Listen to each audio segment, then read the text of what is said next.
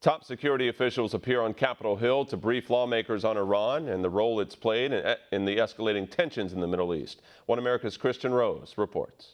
They had given the Shiite militia basically more running room and direction, and that attacks against American interests and personnel were imminent. Senator Lindsey Graham details the Ayatollah regime's role in the recent round of military escalation in the Persian Gulf. During its hearings Tuesday, the Senate reviewed evidence of Iran's suspected role behind the recent sabotage of Saudi oil tankers and a strategic regional pipeline. Graham believes the attacks were directed from Tehran. It was a very good briefing. They explained to us how the Iranian threat streams were different than in the past, that the attack on the ships and the pipeline was coordinated and directed by the Iranian government, the Ayatollah.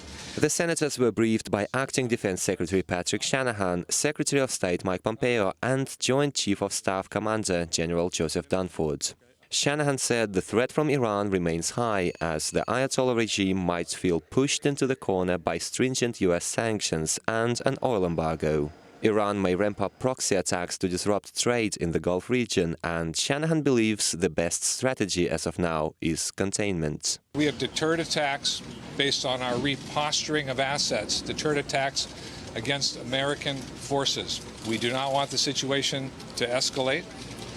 This is about deterrence, not about war. However, Senate Democrats and their allies suggest Trump administration officials may be withholding the truth from Congress. Left-wing lawmakers believe the U.S. was misled into going to wars in Vietnam and Iraq in the past and suggest that could repeat with Iran. We were lied to about the situation in Vietnam, and we went into a war. We were lied to in terms of Iraq supposedly having weapons of mass destruction. I believe that a war with Iran would be an absolute disaster. But some believe internal political divisions in the U.S. could embolden the Ayatollah regime to undertake more attacks in the future.